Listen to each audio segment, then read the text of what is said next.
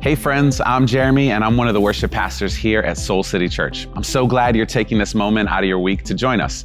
We're going to be hearing from Jon Jorgenson, one of our teaching pastors, and he's got some great wisdom to share as we wrap up our series, Love in the Time of Corona.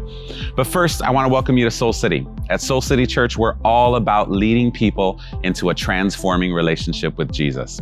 That happens a lot of different ways through our different ministries, small groups, and service opportunities, and also through this time of gathering around teaching and worship each week. It's a chance to become even more aware of God's presence and His desire for you to grow. So take a breath, find some stillness in the midst of all the other things you're juggling, and enter into this time with us. See, we believe that God has a vision of wholeness for all of our relationships, and we want to pursue that vision together. Take a look at this verse and meditate on these words with us.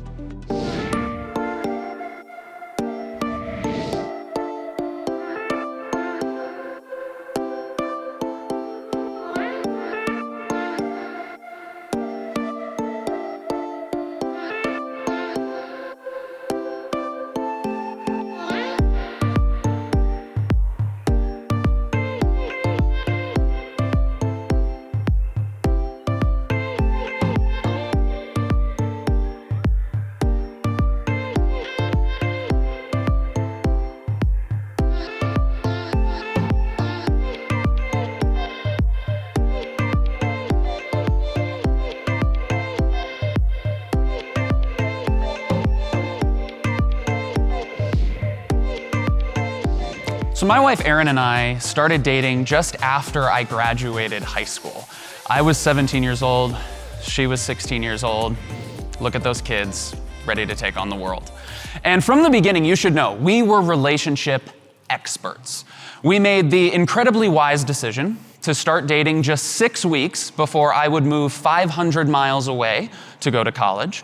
We made another really wise choice in that from day one, we spent 12 to 14 hours a day together. And whenever we weren't together physically, we were texting constantly, keeping tabs on one another. And then we got really wise when I went away to school, and I decided that we needed some boundaries in our relationship. So I decided, for the both of us, that we would only talk for 1 hour a week while I was at school.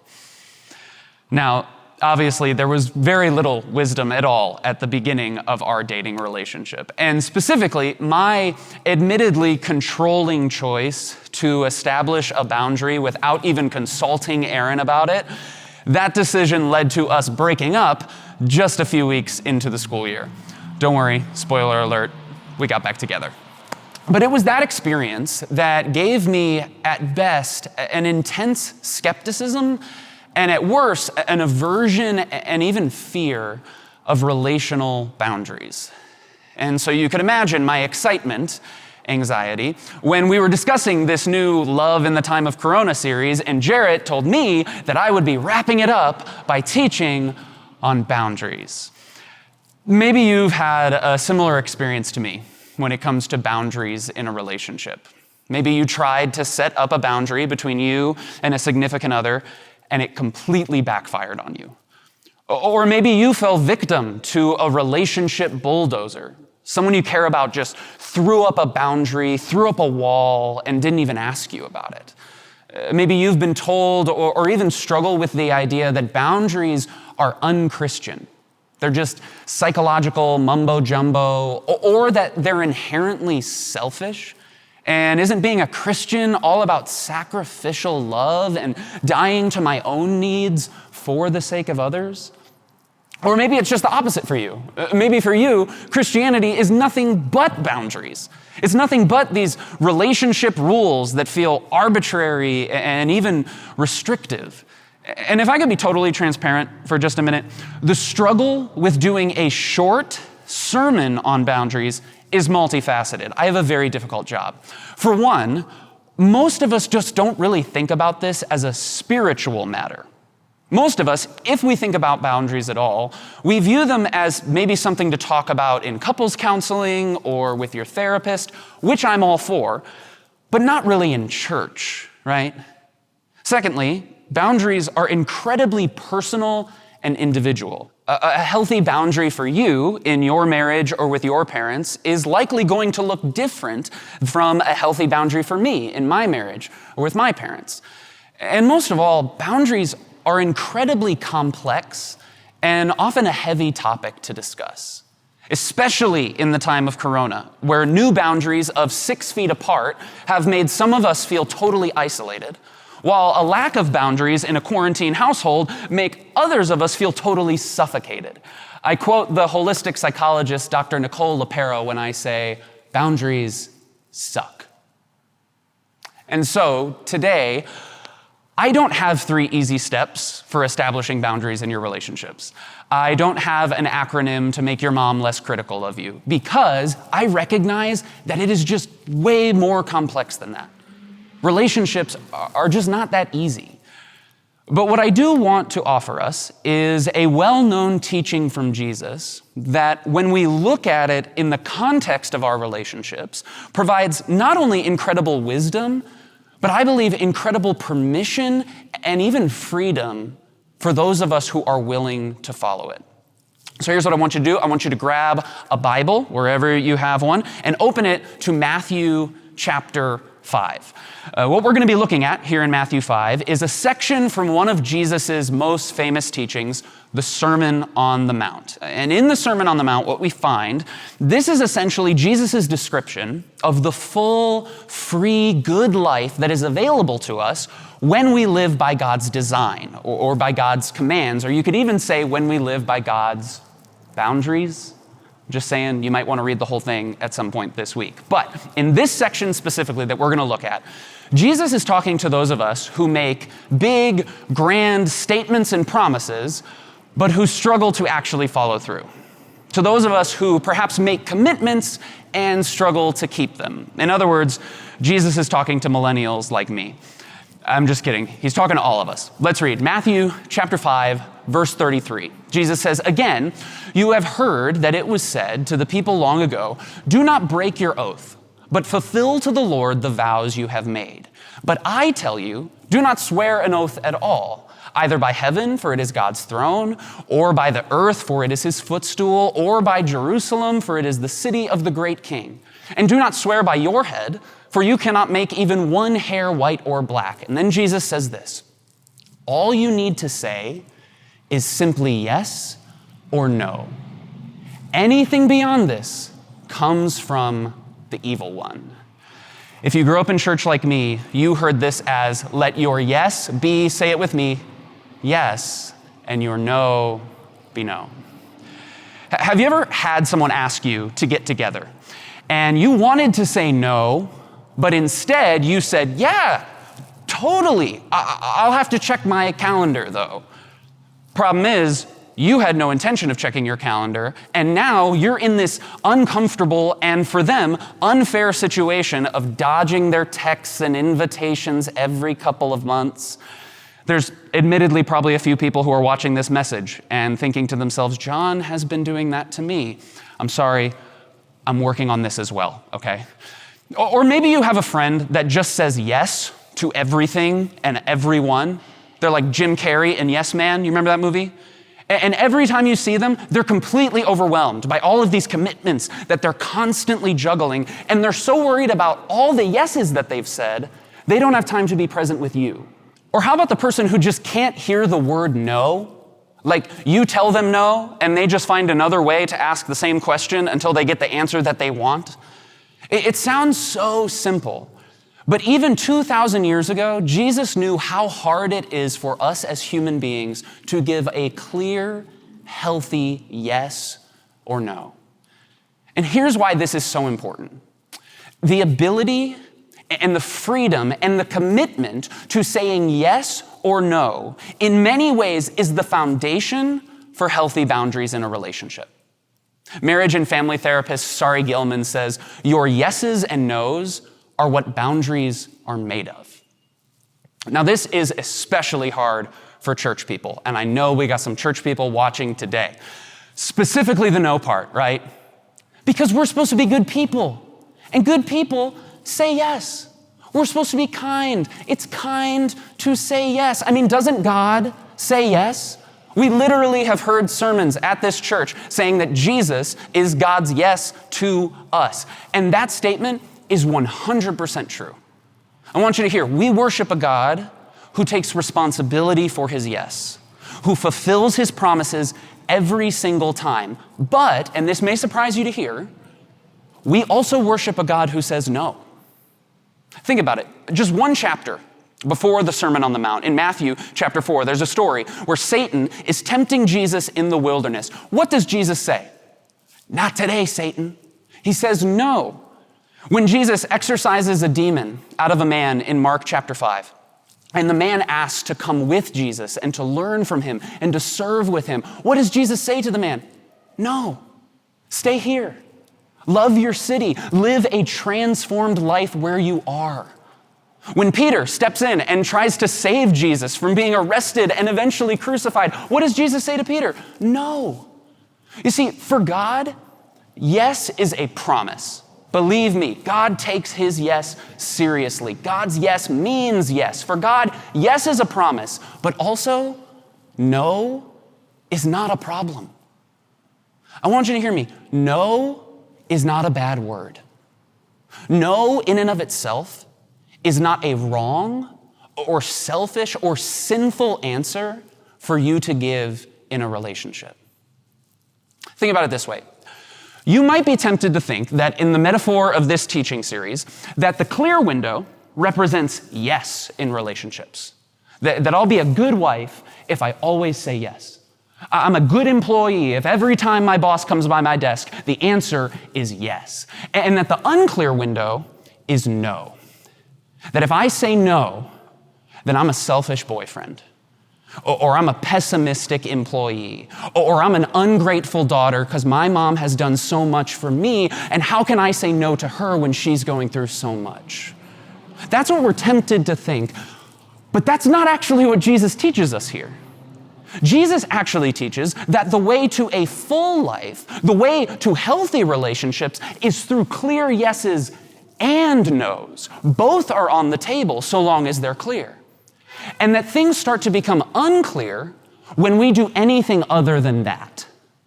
Like when we give one of those half yeses, or when we say yes on the outside, but we start to fester and harbor this no resentful energy on the inside. Or when we say someone else's yes for them, or when we make the massive mistake of not respecting someone else's no. In fact, this way of going about relationships, it's not only unclear, but Jesus actually calls it a form of evil. Not that you're evil, but unclear boundaries is one of the main ways that the evils of resentment and bitterness and deception and abuse of power, all of those things begin to creep into our relationships when things are unclear. Aaron and I, we have learned a lot and grown a lot in our relationship over the last 11 years since that first summer of dating. But I'll be totally honest with you and tell you that this is still an area where I struggle in our marriage. I want to be a good husband to Aaron. I want that very, very badly. And there are times where I believe the narrative that disappointing her or saying no in any way, that makes me a bad husband. And it could be something as big as going on a dream vacation, or it could be something as small as going out to dinner with a group of friends. And so sometimes what I'll do is I'll say yes on the outside, but I really mean no on the inside. And I'm just afraid to say it. And I start to harbor resentment. And I start to think to myself, oh, we always do things her way. Which is not actually true. Or another thing I'll do, I'll just be totally unclear. I'll be totally ambiguous. I'll say anything and everything just to avoid saying no. And then what happens is we both leave the conversation with different expectations, we're both confused, and we're both frustrated because things are unclear. But the reality is, my grudge-filled yes, and then stewing in resentment, or my making unclear commitments simply out of fear of letting her down, that's not actually helping me become a better husband. And more importantly, that's not helping me to love her well, which is the ultimate yes. That's the ultimate promise that I made to her on our wedding day. And the reality is, most of the time, no is not a problem for her. And for the times when it is, we have a conversation about it, and things become so much clearer. Now, let's get real practical for just a moment. We understand that in healthy relationships, yes is a promise and no is not a problem. But of course, this begs a new question. How do we know what to say yes and what to say no to? Is it just how I feel in the moment? There's a lot of folks in our culture that would tell you that all you need to do is make sure that you're not hurting anyone with your yes or your no. But I think that the boundaries of a follower of Jesus are a bit more challenging than that. The boundaries of a follower of Jesus are more than just saying yes and no whenever we want or based on how we feel in the moment. The boundaries of a follower of Jesus, they do take the feelings of other people into account, certainly, but they're not solely dependent and determined by those things. The boundaries of a follower of Jesus, our yeses and nos, are ultimately determined and guided by our grand mission and purpose from God, which is, we talk about this all the time, to love God and love our neighbor. Pastor A.J. Swoboda has a quote that I love. He says, "For the Christian, a no should be spoken with the discernment of what God has spoken yes over." What has God spoken yes over in your life? What has God called you to? What has God created you for in your relationships? This is where the work gets very individual, because the more you know who you are, and the more you know the work that you were created and called to do, the more you will know what to say yes and what to say no to. That is your compass. The more you begin to understand what boundaries you need to set up in the relationships in your life. You see, when it comes to healthy boundaries and healthy relationships, yes is a promise, no is not a problem, and they're guided by your purpose. What we say yes or no to is guided ultimately by what God has called us to do. And again, nowhere do we see this more clearly and more powerfully than in the life and specifically in the death of Jesus, who said yes to the cross. And it wasn't because he felt like it, but it was because he knew God's purpose for him. And when the soldiers and onlookers were taunting him on the cross and telling him to save himself and prove his power, what does Jesus say in that moment? No. Because while it might have been good and helpful for the few people who were standing there to see that act of power, Jesus knew that his purpose for being up there in the first place was much, much bigger than that. And so no, in that moment, was not a problem. And so our work for the week is twofold. It's another two-parter. First, we just talked about how in order to set healthy boundaries in our relationships with others, we first have to more fully understand who we are. And so the first part of this work is to right now go to our church refresh page where we have a section filled with teachings and books and other resources to help you dive deeper into your unique identity and calling and purpose with God and with the world. That's part one. And then second, this is the relational part, is to make a commitment this week to give clear, healthy yeses and nos. Maybe you need to get with your spouse or roommate or significant other or get with a parent and make an agreement together that yes is a promise in this relationship and we will keep our promises, but also no will not be a problem. No is permissible. No is allowed, and get this, respected. And a great way, this is free advice, a great way to help those conversations go well is to use the teaching that we have received so far in this series. Clear communication. Take responsibility instead of casting blame. And this work, it is so important, not just for our relationships. Because when we take responsibility for our yes and our no, and when others respect our yes and our no, then not only do we begin to live in healthier relationships with others, but we are also freed to begin to live the good and the purposeful life that God has created and called us to live.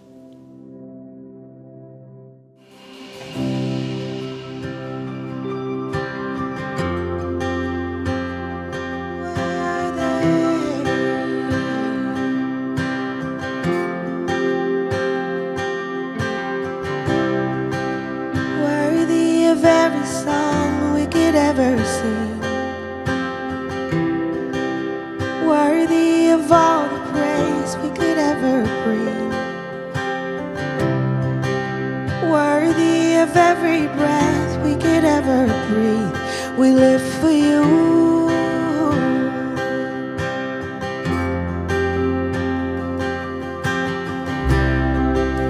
Jesus, the name above every other name. Jesus, the only one who could ever save. You're worthy of every breath we could ever breathe. We live for you.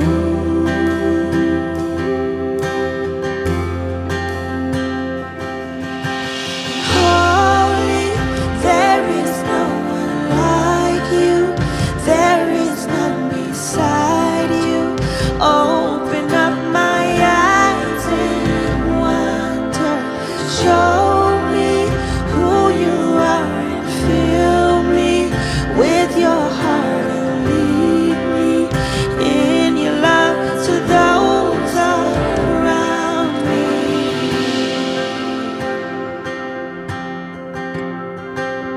You are worthy, worthy of every song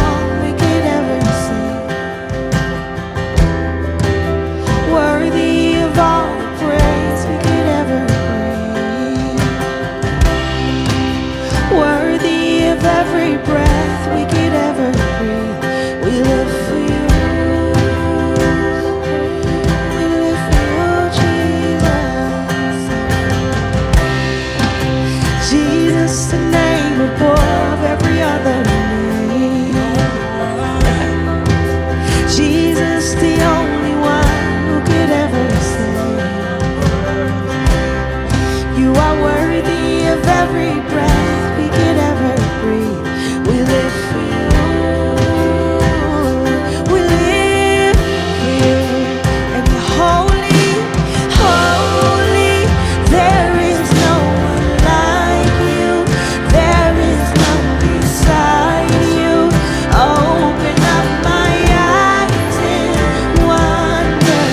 Show me who you are and fill me with your heart and lead me in your love to those around me.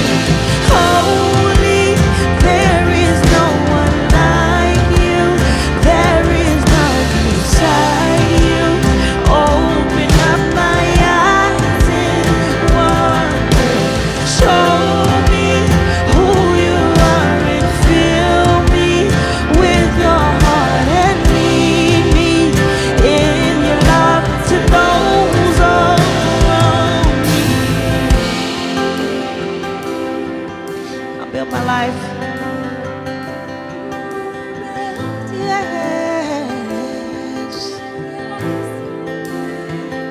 I'll build my life. Oh God, on your love, your love. And I will build my life upon your love. It is a firm foundation, and I will put my trust in you alone, and I will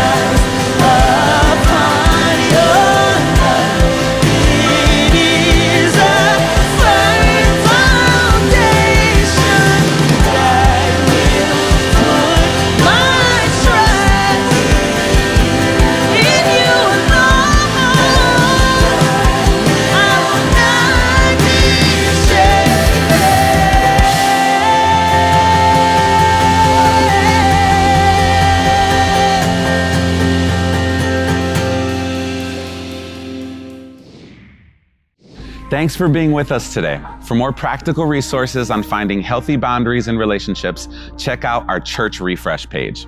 And be sure you're following us on social and signed up for our email list to hear how you can get plugged in at Soul City. We've got a virtual date night with Jared and Jeannie coming up on October 22nd, and you can sign up on our website. That's a great way to be intentional about building into your partnership. And single folks, we haven't forgotten about you. Don't miss our Singles Sunday Fun Day at Oz Park. We're also coming up on our 10th anniversary. Can you believe that? And we want to celebrate with you. We'll be offering the same experience in the 4 nights counting down to our anniversary. So sign up for an evening of worship, vision, and celebrating all that God has done. And then come back to celebrate our anniversary all together safely Sunday, November 15th. Thank you to those of you who have continued to entrust us with your resources during this unpredictable year. Because of your faithful giving, we've been able to serve our city and community like never before. And if you want to begin your generosity journey, you can do that online or on your phone. Thanks for tuning in. See you next time, Soul City.